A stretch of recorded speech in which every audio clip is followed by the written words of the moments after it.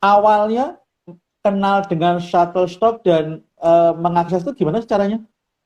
Sebenarnya gampang ya, tinggal masuk saja ke webnya shutterstock.com, terus daftar Hmm. jadi kontributor, Mas. Kontributor tuh kayak jadi wartawan, daftar lah, gitu. Bayar?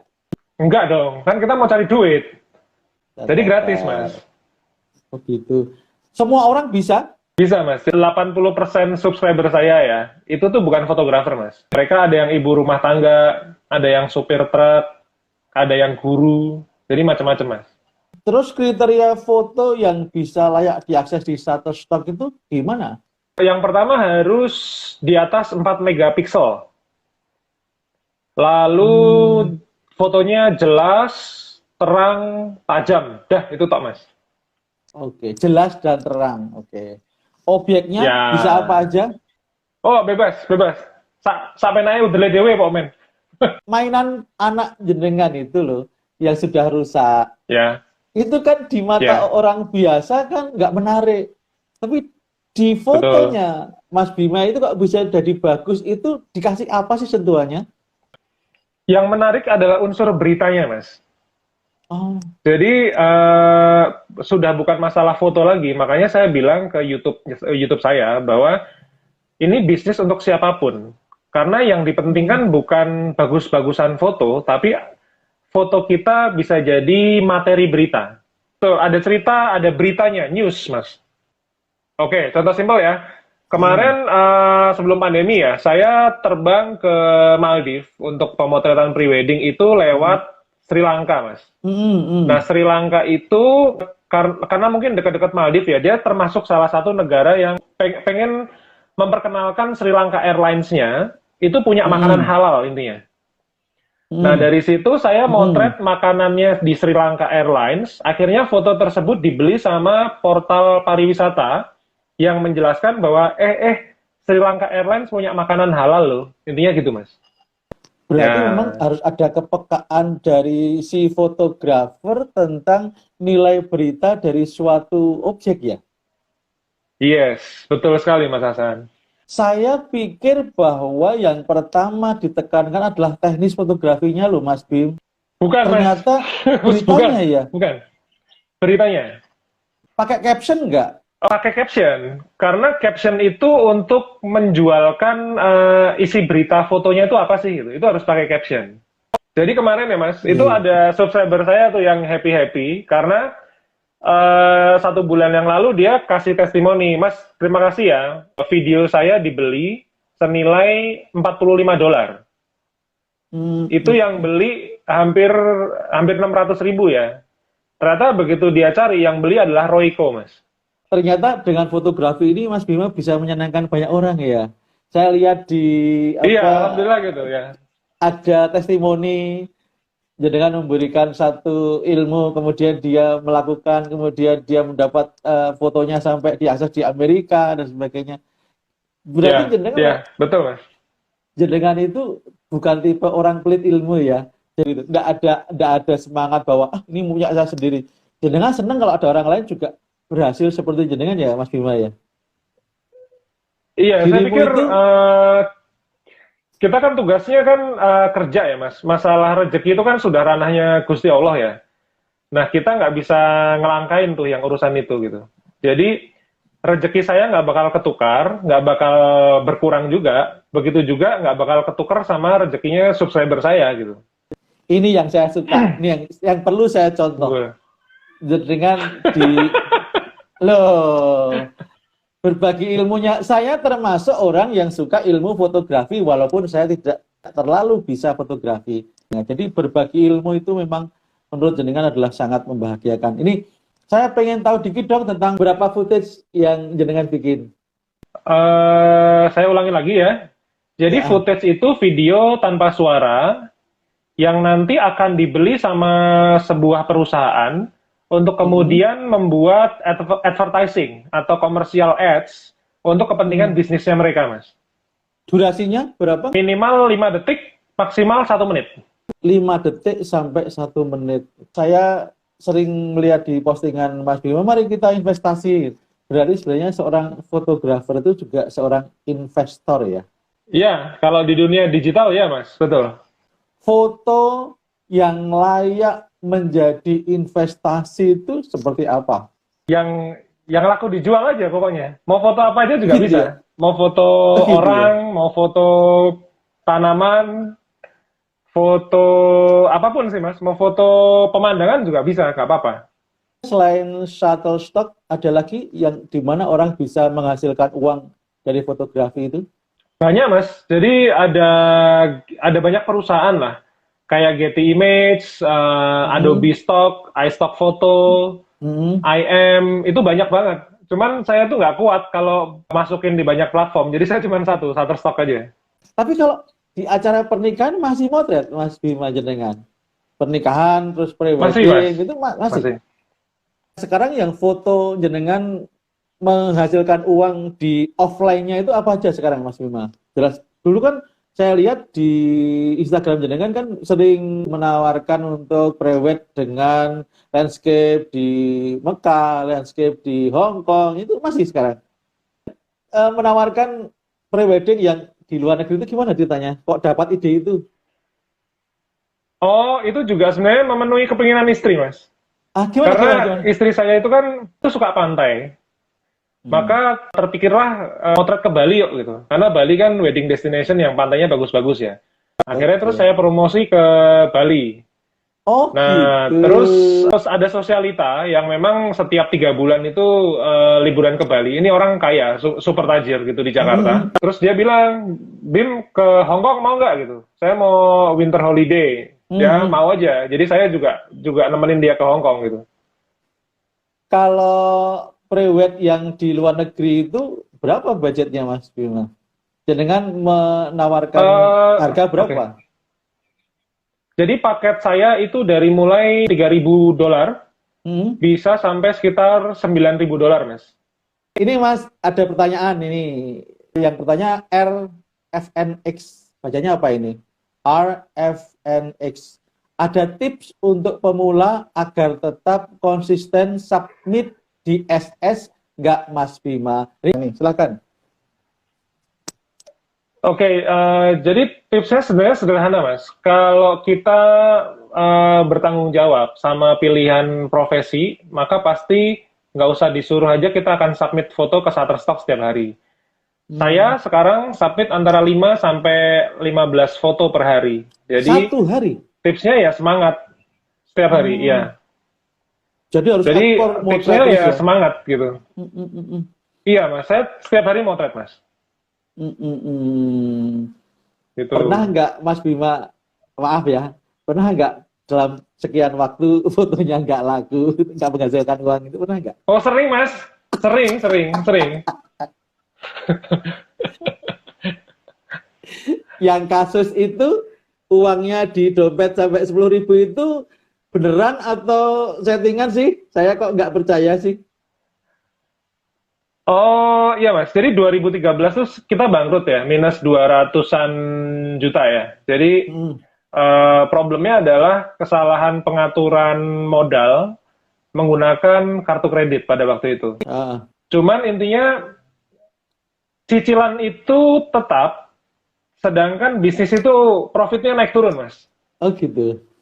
Nah, itu yang problemnya. Sehingga saya minus 200 juta. Jadi ketika teman-teman saya beli rumah, beli mobil gitu, saya diteleponin debt collector tuh. Sehari bisa 9 kali tuh. Tapi sudah terlewati. Dikeguyu. Ada pertanyaan Mas Bima? Ada Ya, pertanyaan. ada. Ada pertanyaan Ya, lagi. oke. Dari Biat Project. Mas Bima, di antara banyak platform jual foto, kenapa pilih Shutterstock?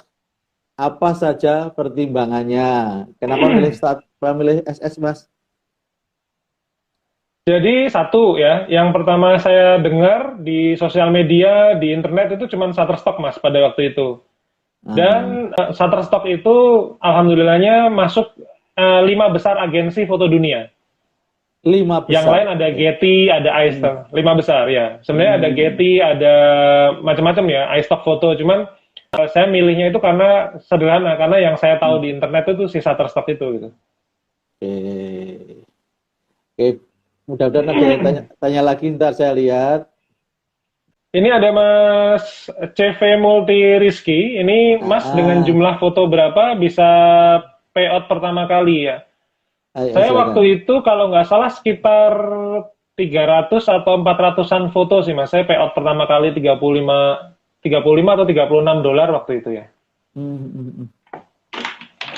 Yang perlu saya lihat bagus dari panjenengan itu suka berbagi ilmu ini. Jenengan tidak pernah merasa bahwa yang jenengan bagi ilmu nggak pernah jadi saingannya, ini yang perlu dicontoh oleh profesi apapun. Sebenarnya selama ini kan orang sering tidak bertahan lama, mungkin juga nggak menikmati, nggak bisa enjoy, gampang patah semangat tuh karena perasaan bahwa orang lain adalah pesaing. Kalau Mas Bima itu melihat Ya, fotografer lain itu sebagai apa sih? saya sih memandangnya saya kayak apa ya Mas, kompetitornya itu saya sendiri gitu. Jadi kalau saya tahun Oh, lalu motretnya ke Bali, hmm. maka kalau saya tahun ini masih motret ke Bali, berarti saya kalah Oh sama gitu diri ya? saya sendiri. Maka dari itu ketika orang-orang pada motretnya ke Paris, ke Hmm. Belgia gitu, saya milihnya ke Maldives gitu. Oh gitu ya? Saya rasa belum banyak sih fotografer yang ke Maldives ya, karena satu mahal, yang kedua tempatnya susah dijangkau gitu. Kalau ke Paris, tinggal dari Soekarno-Hatta ke Charles de Gaulle semuanya udah selesai, touchdown selesai mas, gitu. Kalau misalnya dulu di Bali tahun lalu, sekarang di Bali juga dengan kualitas yang beda, apakah itu bukan sebuah progres? Progres, progres, tentu progres. Hmm. Jadi artinya intinya gini sih, saya tuh tidak merasa punya kompetitor yang terlalu saya permasalahkan intinya gitu mas. Oh Jadi ini, artinya gini lah, semua semua fotografer punya porsinya, punya rezeki siap, masing-masing gitu. siap, siap, Nah, siap. selama saya cukup makan, cukup bisa jalan-jalan, bisa Jalan-jalan, nabung, cukup ya foto. investasi udah cukup lah. Ada yang Deng, tanya deng, lagi. deng, deng, deng, deng. Oke. Ada yang tanya lagi. Ini Mas dari Pangeran Art Fotografi tanya, Mas, apakah foto hitam putih bisa dijual? Foto hitam Bisa, putih. Mas. Bisa. Dengan syarat tadi ya, bernilai news. Ya. News Hmm. 4, di atas 4 megapiksel, fotonya juga jelas gitu-gitu. Mas Bima pernah yang hitam putih? Punya Yang pengalaman? yang hitam putih saya belum, saya belum. Tapi sepia pernah. Warnanya sepia. Sepia bukannya sepia. Malam Nah, ini ya itu. kota kandas. Ini ada lagi pertanyaan, Ya. Mas Halvan Suri. Untuk penentuan harga foto di SS itu sistemnya bagaimana sih, Mas? Penentuan harga foto di SS. Oke. Jadi yang pertama sistemnya itu pakai sistem membership dari bayarnya. Kalau Hmm. bayarnya itu membershipnya misalnya level 1, ini dia bayar yang paling murah, maka kita Hmm, dapatnya hmm, juga paling hmm, 10 sen gitu ya. hmm, Tapi hmm. kalau dia bukan jadi membernya Member? Shutterstock, dia Hmm. asal beli, makanya fotonya bisa jadi sangat mahal. Karena itu namanya single download. Kayak foto sikat gigi bekas saya itu sampai laku $15. Nah, Oh, hal-hal semacam itu, Mas. Jadi dari membership si buyer, kemudian ada level kita apa ya? Intinya tingkat tingkat ratingnya kita juga pengaruh gitu. ini ada yang tanya. Ada yang tanya, Mas, jadi CV Multi Rizky punya Mas Bima yang paling laku apa? Yang paling laku itu tempat saya ada foto pre-wedding tapi konseptual. Sama foto tempat makan tuh di Hong Kong tuh laku berkali-kali gitu. Jadi fotonya itu-itu aja yang laku sebenarnya. Kenapa itu bisa jadi laku, Mas Bima? Menurut jenengan, analisisnya. Menurut saya fotonya unik, kemudian Hmm. masih bisa diedit-edit sama bayarnya. Lalu apa ya? Sangat bercerita lah fotonya itu tuh. Pada waktu itu kan konteksnya foto pre-wedding, cowok sama cewek makan spaghetti, spaghettinya teng telolor gitu lah mas. Nah, teng telolor itu kalau Hmm. dalam bahasa Indonesia nih, mbuh ki opo sedenge, pomen menjuntai. Nah, Ah. menjuntai itu bisa dibikin spagettinya jadi tulisan love, jadi bisa dibikin tulisan Oh. misalnya romantic, romance. Nah, foto-foto konseptual itu demand-nya sangat besar. Ada pertanyaan Iya. lagi, Mas Bima. Ini Mas Bima pertanyaan lagi. Oke. ada dua pertanyaan dari Mas Polo Enloh. Bacanya gimana ini? Benar nggak? Mohon maaf kalau Oke. salah.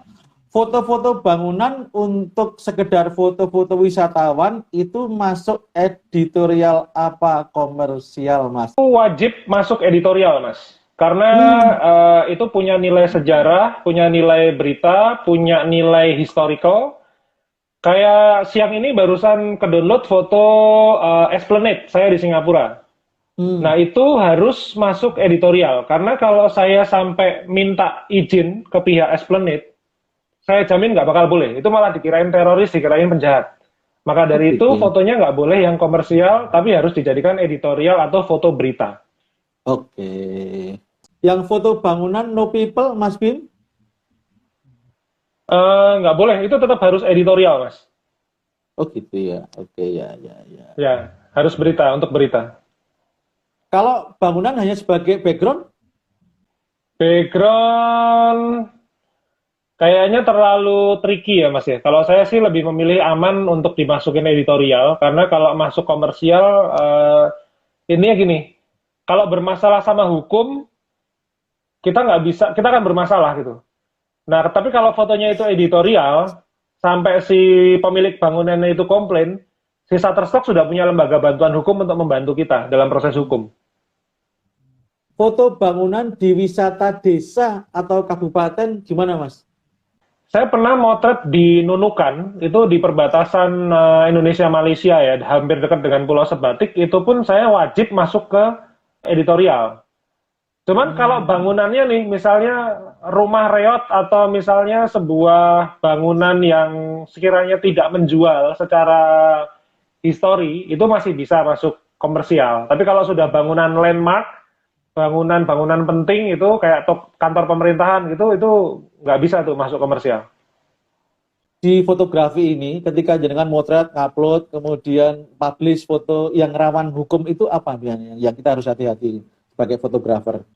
Oh ini, kalau nyolong. Nah, foto orang lain, foto Mas Aksan, aku colong, baik dengan izin Mas, ya kalau diizinin enggak ya. Ya intinya aku nyolong fotonya Mas Aksan, aku jual. Itu Mas Aksan bisa klaim. Last minute di Mas Bima.